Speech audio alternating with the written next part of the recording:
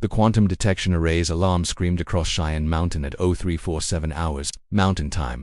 General Marcus Kane was already reaching for his secure phone before the duty officer's panicked voice crackled through the intercom. Sir, 318, just hit the brakes, hard. Kane's boots hit the concrete floor of NORAD's command center 90 seconds later.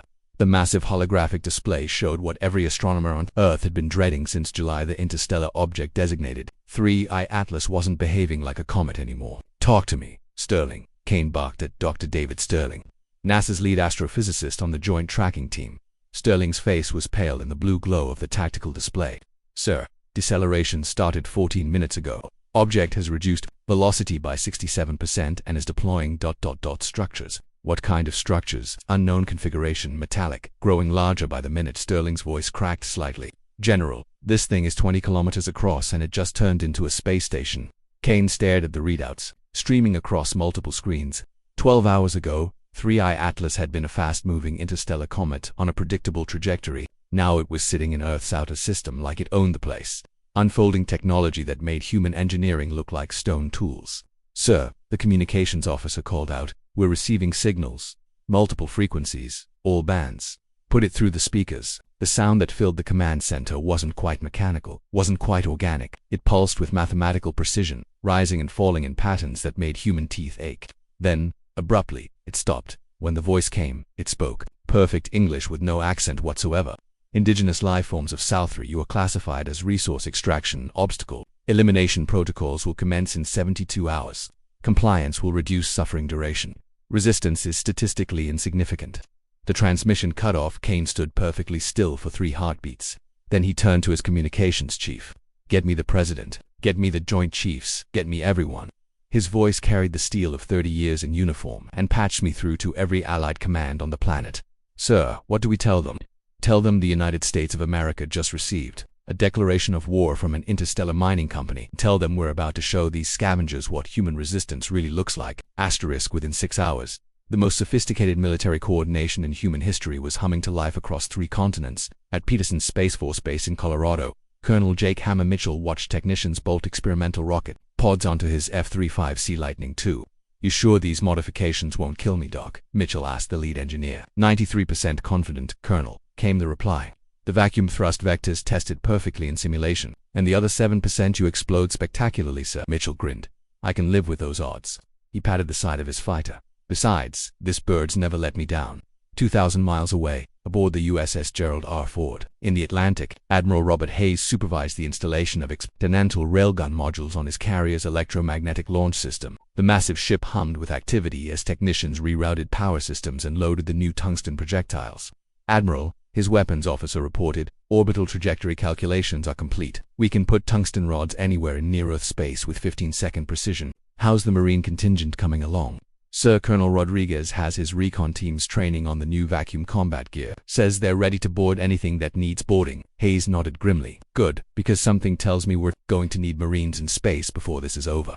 Back at Cheyenne Mountain, General Kane studied the intelligence reports flooding in from observatories worldwide. The picture they painted made his blood run cold. Sterling, explain this to me again, Kane said, pointing at the tactical display.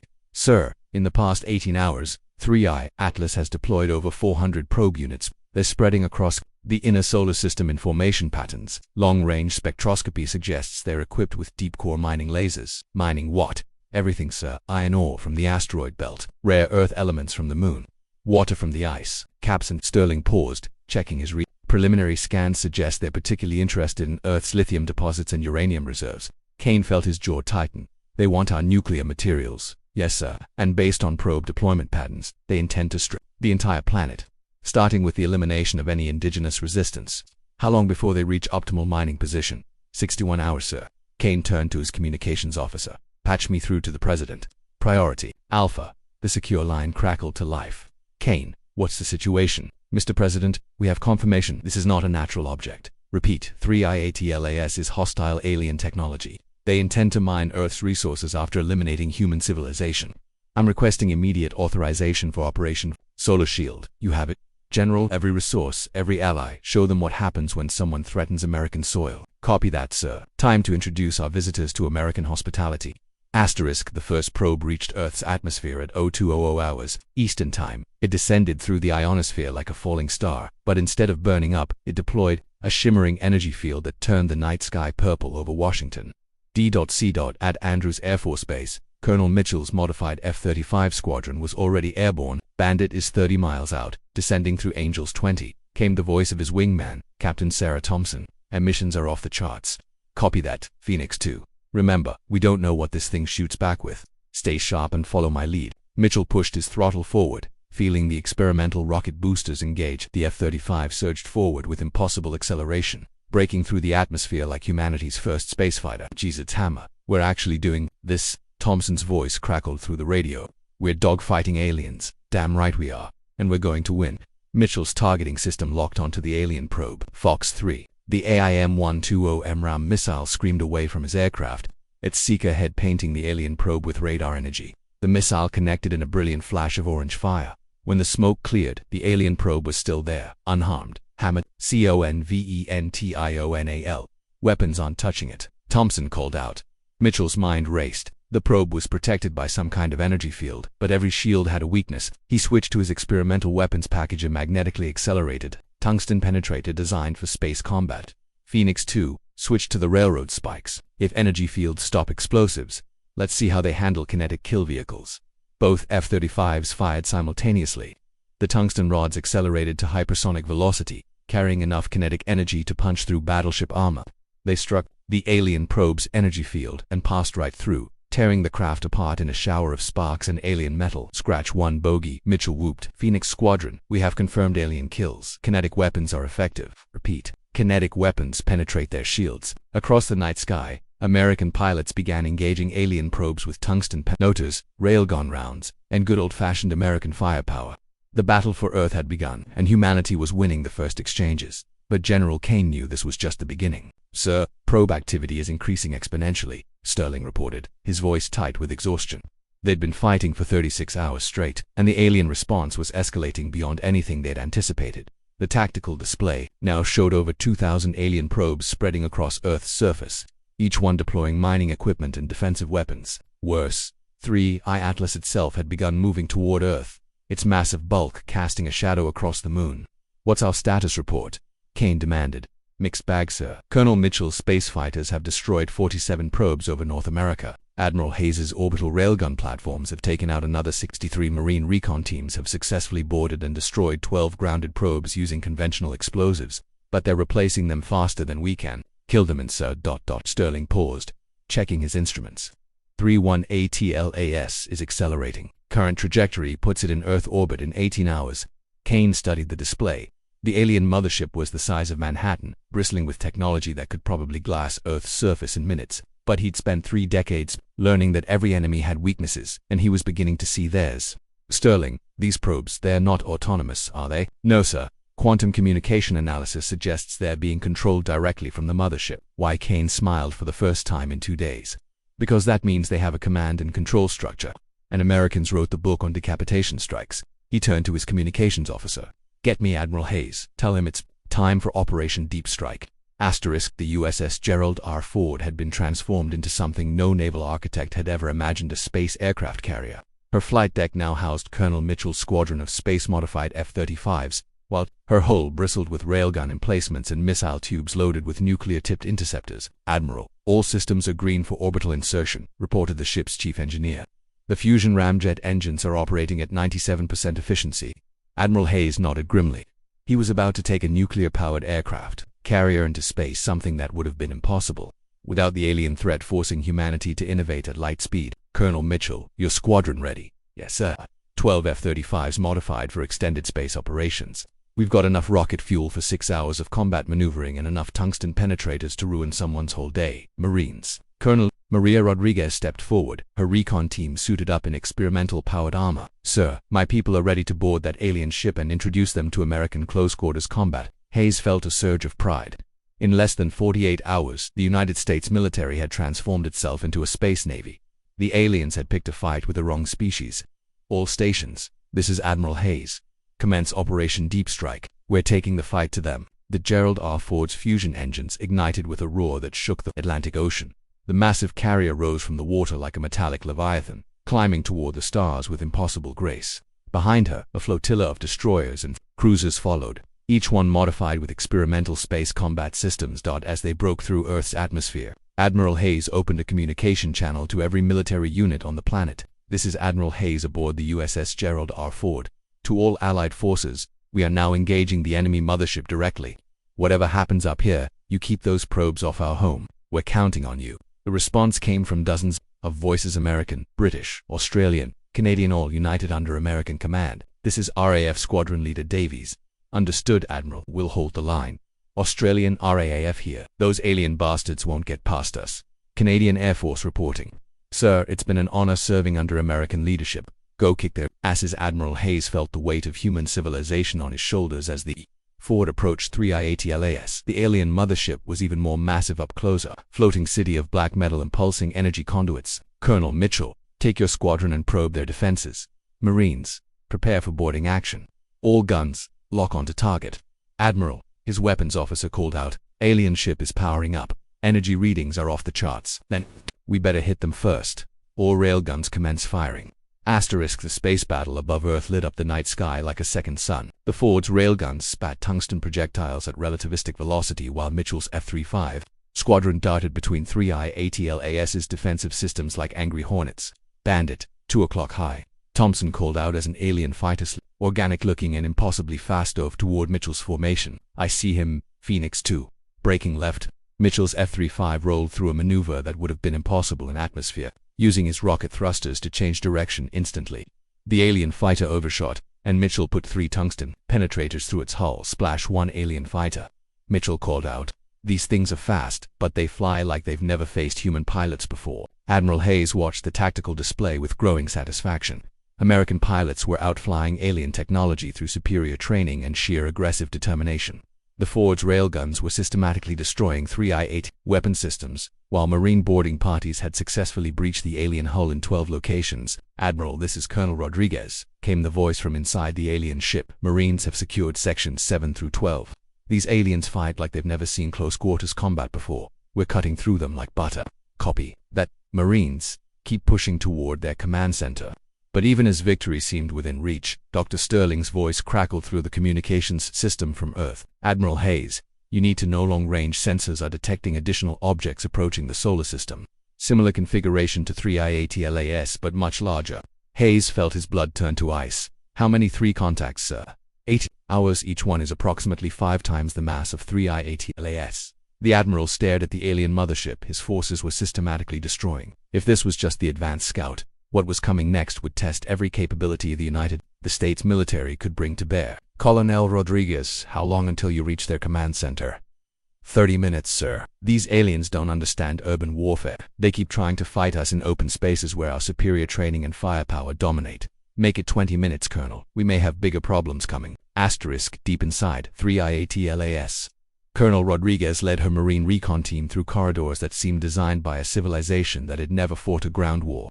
The aliens, dull insectoid creatures with 6 limbs and compound eyes, kept trying to establish defensive lines in wide-open chambers where human tactics and superior firepower demolished them. "Contact front," shouted Sergeant Mike Harrison as a group of aliens rounded a corner. His M27 infantry automatic rifle chattered with precise 3-round bursts, dropping to aliens instantly. "These things don't even use cover properly." Rodriguez nodded grimly. The aliens were technologically advanced but tactically naive-like, a civilization that had never faced serious military resistance. Perfect targets for Marines who'd been perfecting close-quarters combat for over 2 centuries. "Bennett, Thompson, clear that side passage." "Harrison, Rodriguez, with me. We're 10 minutes from their bridge." The Marines moved with practiced efficiency, clearing the alien ship room by room. The aliens fought back with energy weapons that could punch through bulkheads, but they had no concept of fire and movement, suppressive fire, or coordinated assault tactics. "Ma'am," called Corporal Thompson over the radio, "I've found some kind of command terminal. Dr. Sterling might want to see what's on here." Rodriguez patched through to Earth. "Sterling, we've got alien computers. Can you interface with them? Transmitting hacking protocols." "Now, Colonel, upload everything you can access." Within minutes, Sterling's voice came back with barely controlled excitement. "Colonel, I've got their operational parameters. These aren't conquerors, they're extermination contractors. They've done this to 47 other worlds, strip mined the planet after eliminating indigenous life forms. Well, they picked the wrong planet this time, Rodriguez growled. 2 minutes to their bridge. Whatever happens, Doc, make sure Earth knows we gave them hell. Admiral Hayes watched his tactical display as Colonel Rodriguez's team breached the alien command center.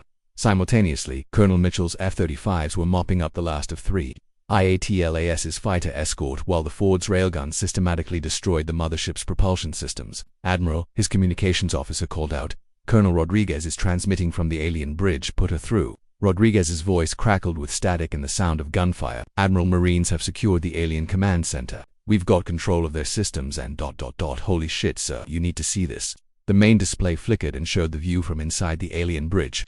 The aliens weren't monsters, they were businesslike, professional, efficient, and according to the data streaming across their screens, they'd systematically exterminated the populations of 47 worlds for mining operations. Sir, Rodriguez continued, according to their records, Earth was designated Resource Extraction, Zone 48. Estimated human population was listed as negligible resistance expected. Admiral Hayes felt a cold fury settle in his gut. These aliens had looked at human civilization and written them off as insignificant pests. They were about to learn why that was a fatal mistake. Colonel, can you access their communication systems? Yes, sir. Their equipment is surprisingly easy to interface with once you get past the initial encryption. Then patch me through to those incoming ships. It's time for a conversation. Hayes took a deep breath and opened a channel to the approaching alien fleet. When he spoke, his voice carried the authority of the United States Navy and the determination of free people everywhere. Alien vessels, this is Admiral Robert Hayes. United States Navy. You are entering sovereign territory of the human species. Your advanced mining ship has been captured, your crews eliminated, and your equipment destroyed. You have one chance to alter course and leave this system. If you continue toward Earth, you will be destroyed. The response came in the same emotionless tone they'd heard before. Human resistance was not anticipated. Deploying enhanced elimination protocols, Hayes smiled grimly. Wrong answer. He turned to his weapons officer. Signal Earth. Tell them to commence operations to * across Earth's surface. Launch sites that had been constructed in frantic secrecy over the past 60 hours came to life. At Cape Canaveral, Vandenberg, Baikonur, and facilities hidden in remote locations across 6 continents. Humanity's greatest engineering achievement began its deadly ascent. Dr. Sterling watched from Cheyenne Mountain as his screens filled with launch signatures. General Kane, all platforms are achieving orbital insertion. Project Orion is operational. Kane nodded with satisfaction. In 60 hours, human engineers had accomplished what should have taken years: the construction and deployment of orbital weapons platforms that could engage targets anywhere in the solar system. What's our total firepower, Doc? Sir, we have 47 Orion platforms in stable orbit, each one equipped with nuclear-powered railguns and hunter-killer missile systems. Combined with Admiral Hayes' fleet and our ground-based assets, we can generate approximately. Sterling paused, checking his calculations. 40-3 terawatts of directed energy. How does that compare to what's coming at us? Sir, the incoming alien fleet mass profile suggests they're colony ships designed for resource extraction, not military engagement. We may actually have superior firepower. Kane smiled for the first time since this crisis began. Then let's show these mining contractors what happens when they threaten American interests.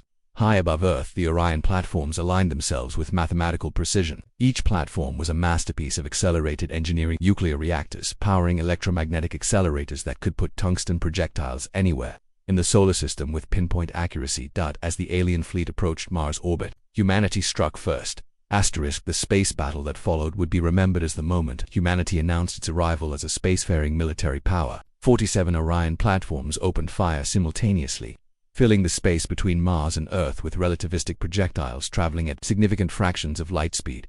The lead alien ship, 5 times the size of 3 IATLAS, took 17 direct hits in the first salvo. Its energy shields flared and collapsed as human kinetic weapons punched through alien technology with devastating efficiency.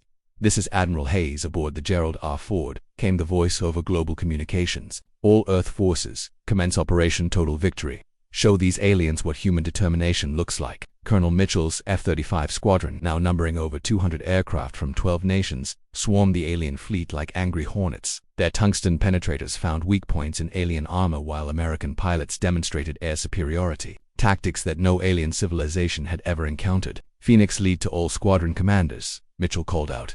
These aliens don't understand dogfighting. They fly in straight lines and can't adapt to human tactics. Exploit their predictability and show them why Earth owns this airspace. British, Typhoons, Canadian Hornets, Australian F-35s, and Japanese F-15s joined the battle under American command, each pilot bringing their nation's expertise to the greatest air battle in human history. On the surface, Marine and Army units that had been held in reserve began deploying to secure alien crash sites. Colonel Rodriguez, fresh from her victory, aboard 3 IATLAS, coordinated ground operations with the efficiency that had made American military leadership legendary. "This is ground control to all units," Rodriguez transmitted. "Any alien survivors are to be taken prisoner for intelligence gathering. But remember, these creatures planned to exterminate every man, woman, and child on Earth. Show them the mercy they were prepared to show us." The response was immediate and decisive.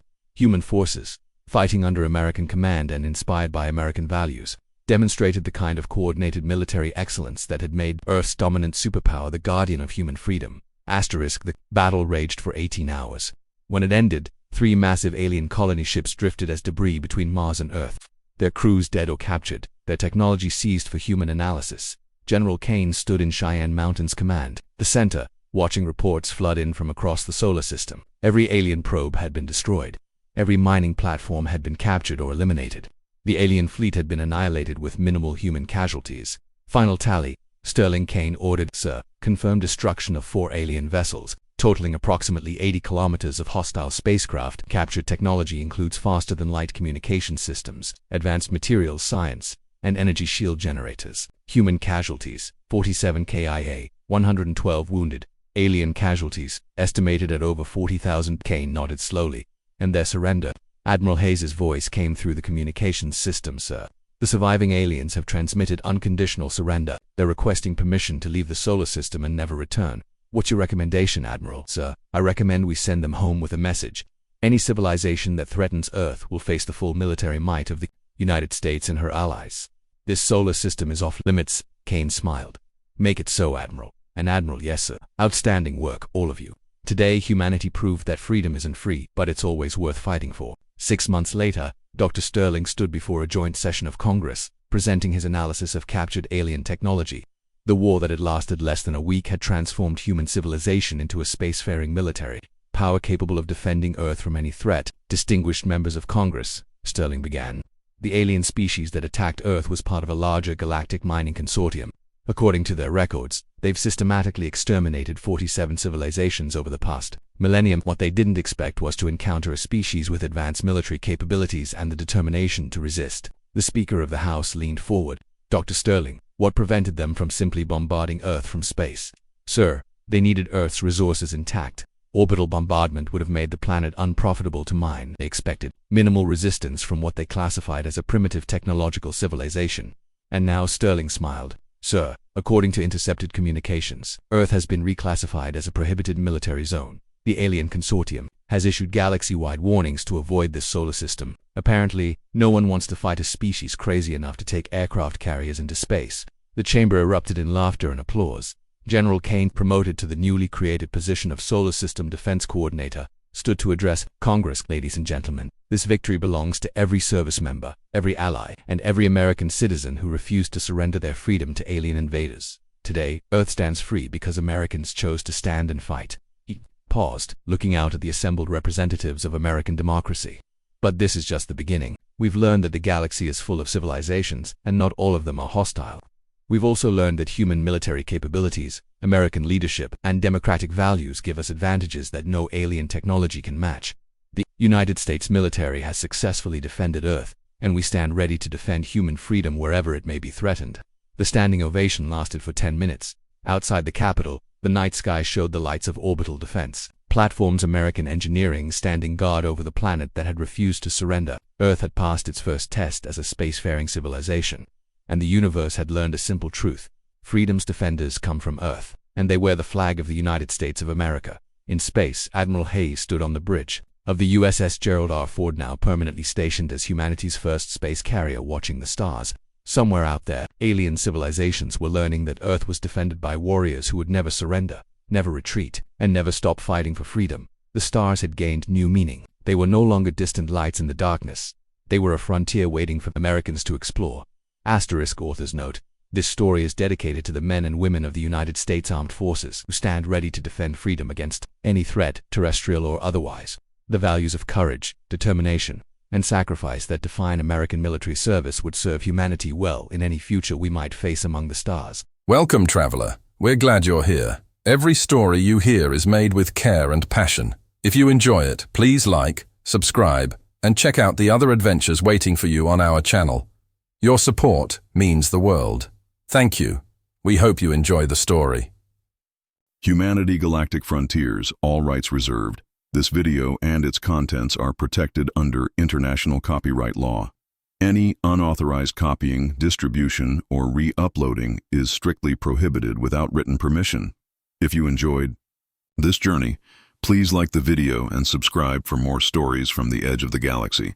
Thanks for watching, and stay curious out there among the stars.